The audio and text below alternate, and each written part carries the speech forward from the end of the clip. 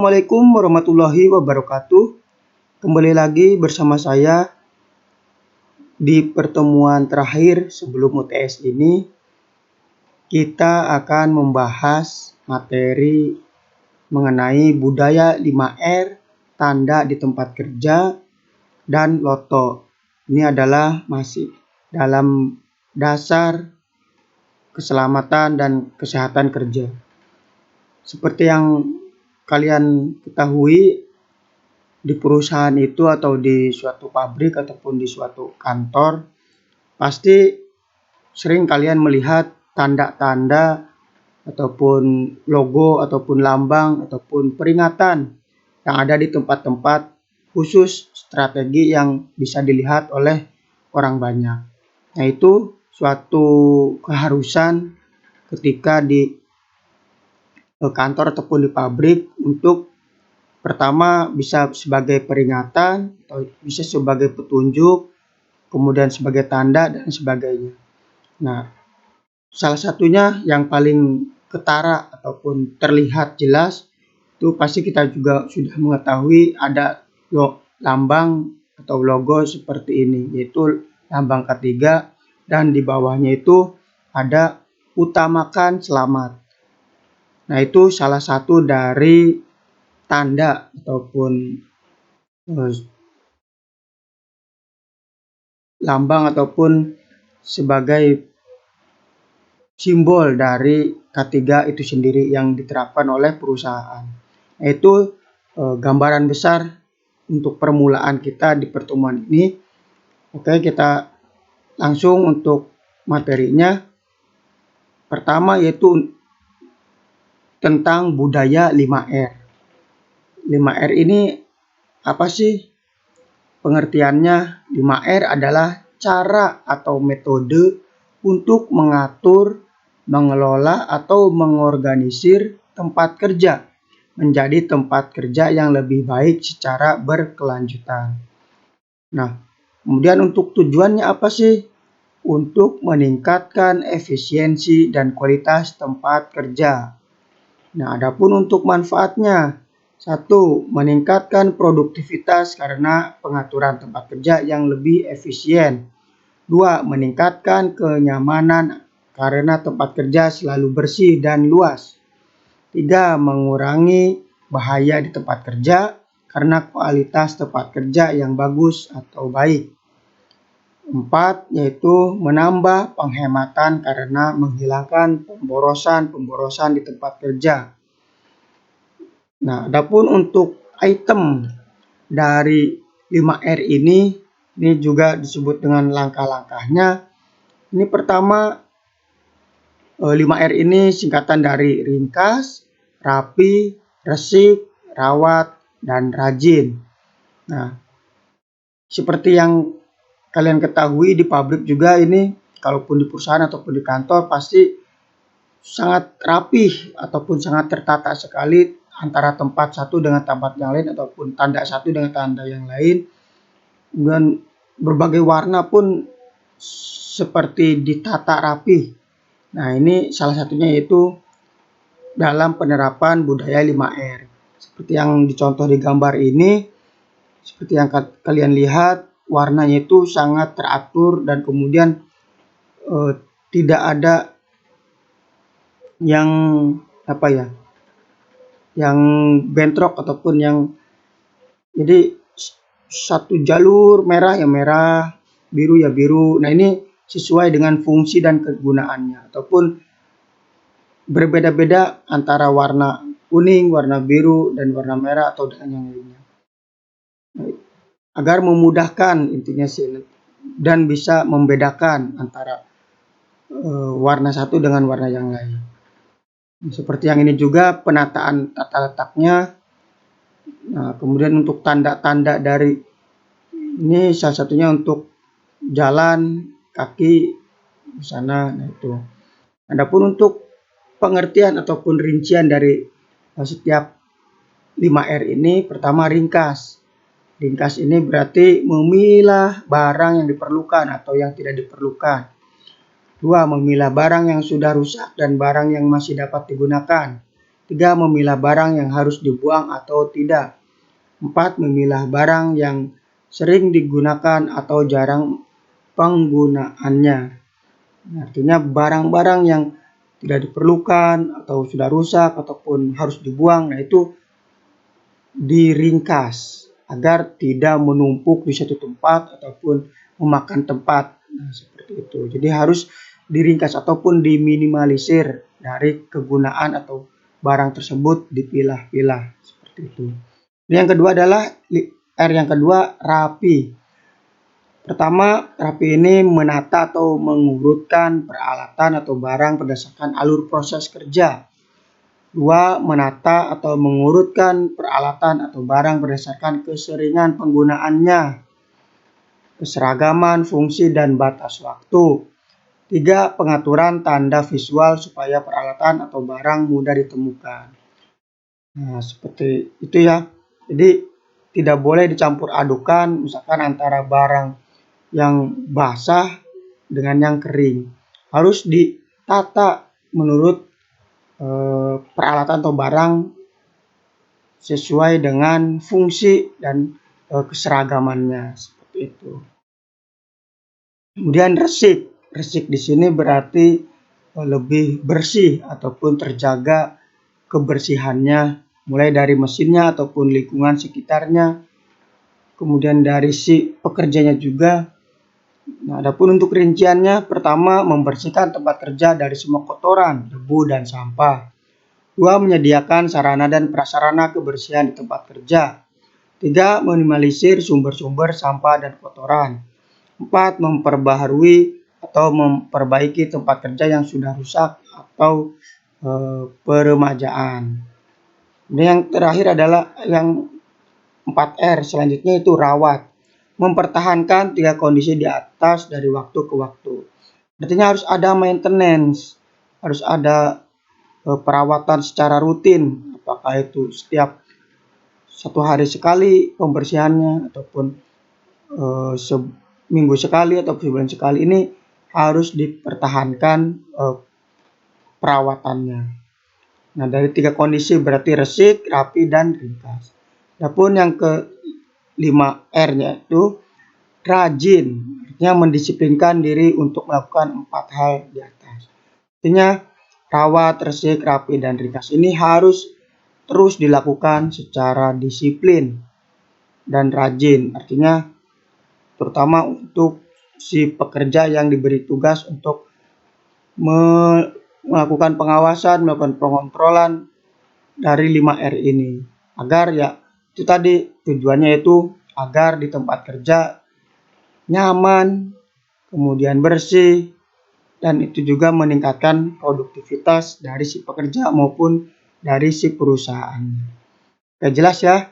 Dan biasanya penerapan 5R ini nanti diberikan pelang ataupun tanda yang besar, itu biasanya nanti di atas ataupun pas masuk ruangan ataupun di pas pintu utama itu nanti pelang besar bertuliskan budaya 5R.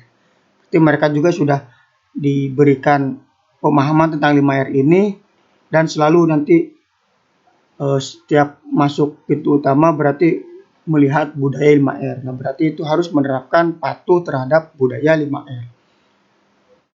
Begitu juga pada saat briefing ataupun pada saat informasi-informasi itu selalu diberi informasi mengenai terapkan budaya 5R.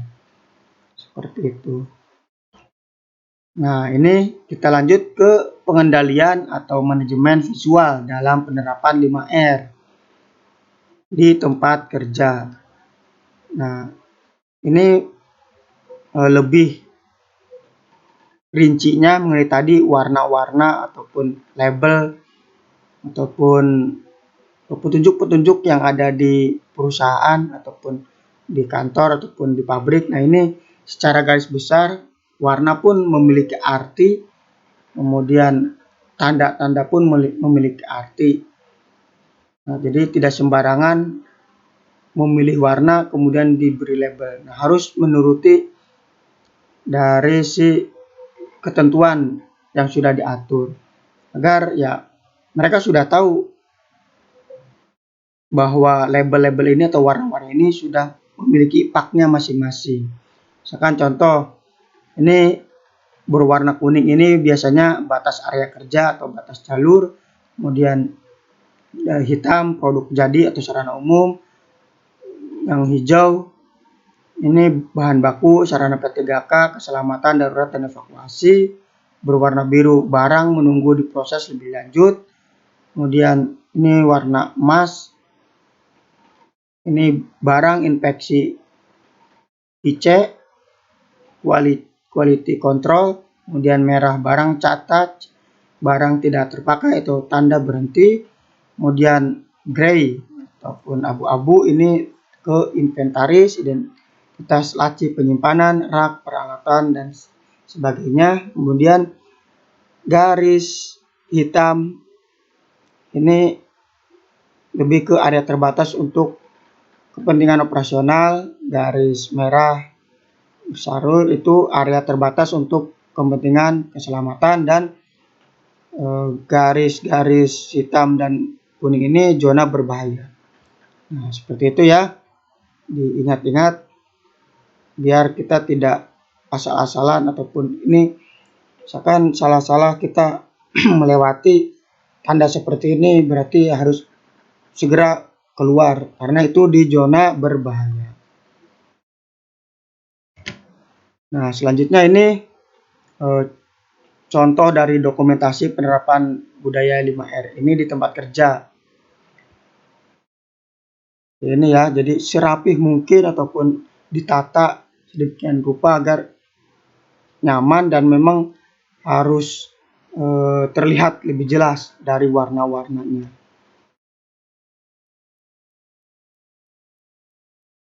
Nah, adapun ini yang sering kita lihat di perusahaan ataupun di kantor ataupun di pabrik mengenai rambu, makna rambu di tempat kerja. Nah, biasanya untuk warna merah itu berupa larangan ataupun tanda darurat. Nah, seperti yang contoh ini jangan dioperasikan. Ini biasanya di mesin tertentu ataupun yang sudah rusak ini ada tanda seperti ini, tanda larangan. Dan kalau yang merah tabung seperti ini ada api, ini berarti tanda sarana darurat kebakaran. Nah, di sini untuk keperluan tabung pemadam api atau APAR.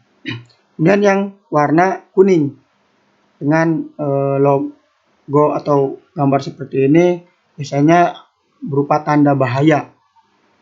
Kemudian kalau hijau dan ini biasanya untuk tanda sarana keselamatan P3K dan evakuasi darurat. Nah, adapun untuk yang warna biru itu tanda kewajiban.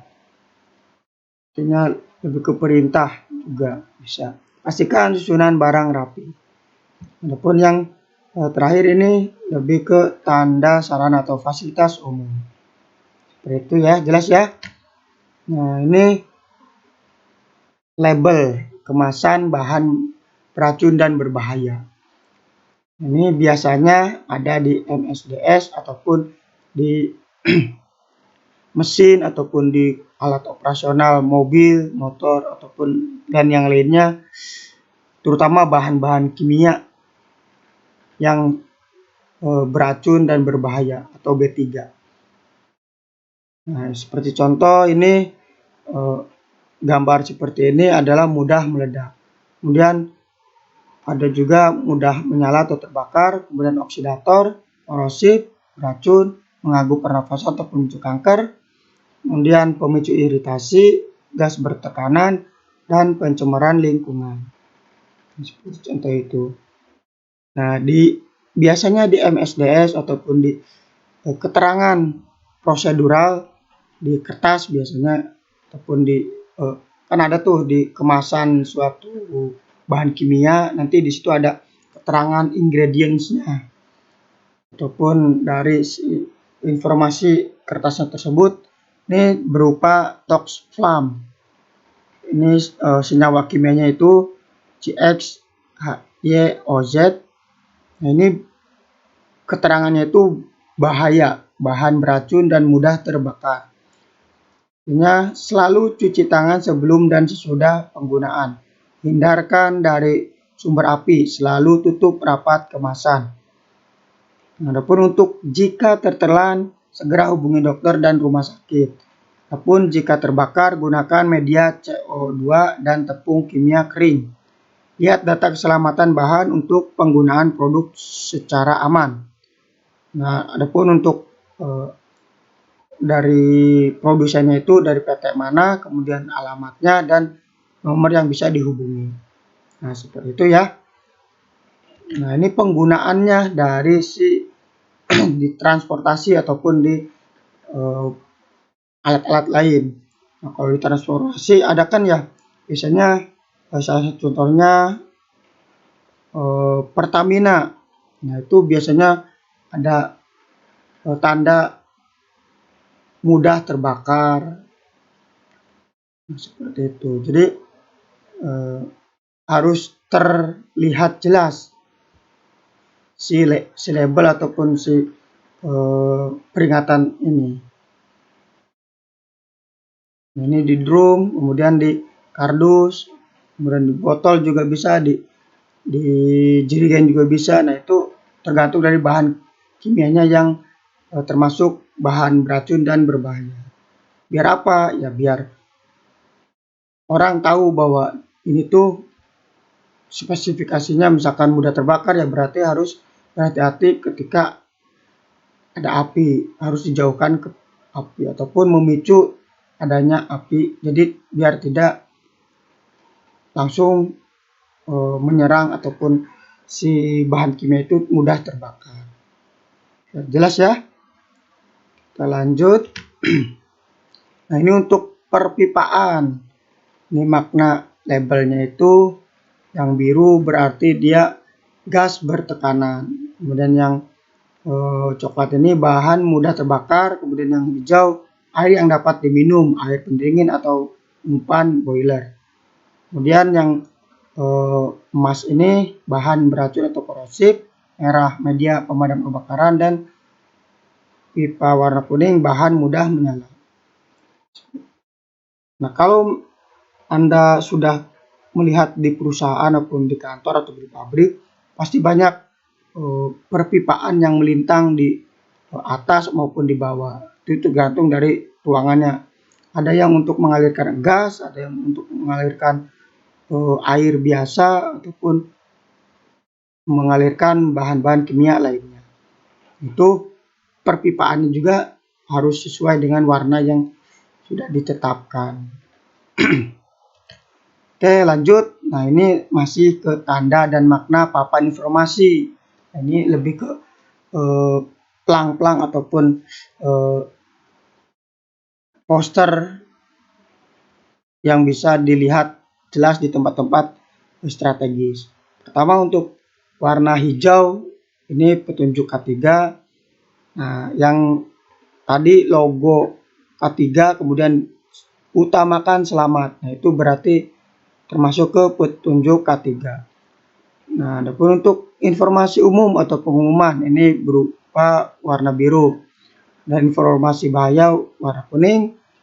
Kemudian untuk pesan umum ini warna hitam dan informasi fasilitas radioaktif warna kuning dan yang warna merah adalah informasi larangan.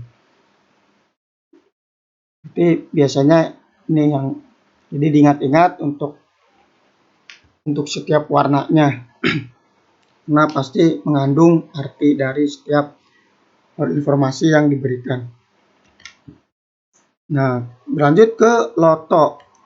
Loto ini bukan sejenis makanan ataupun itu soto ya.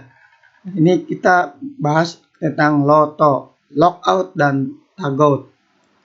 Nah, artinya suatu prosedur untuk menjamin mesin atau alat berbahaya secara tepat telah dimatikan dan tidak akan menyala kembali selama pekerjaan berbahaya ataupun pekerjaan perbaikan, dan perawatan berlangsung sampai dengan pekerjaan tersebut berakhir. Nah, artinya jika ada mesin yang rusak, kemudian itu ada lagi masa perbaikan, nah di situ loto ini berfungsi untuk memperingati, artinya misalkan di sini jangan dioperasikan, sedang dalam perbaikan atau cleaning. Nah, jadi ketika perbaikan, petugas yang biasa mengoperasikan mesin tersebut tidak boleh mengoperasikan dulu, terkecuali diurus ataupun di maintenance oleh petugas-petugas tertentu yang mengetahui kerusakan dari mesin tersebut.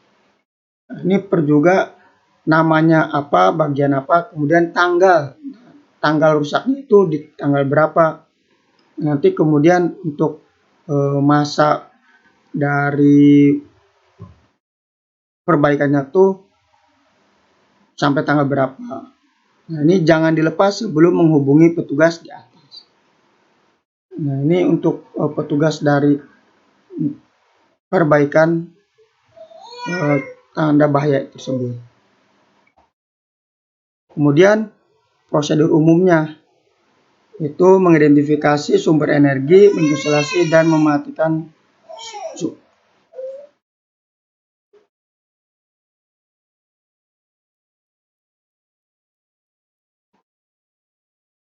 mengisolasi dan mematikan sumber energi, mengunci dan memberi tanda bahaya pada prosedur energi, dan memastikan keefektifan isolasi sumber energi. Itu prosedur umum dari penggunaan loto. Oke, cukup sekian untuk pertemuan kali ini. Kita lanjut diskusi di grup WA dan persiapkan untuk UTS. Kurang lebihnya mohon maaf. Wassalamualaikum warahmatullahi wabarakatuh.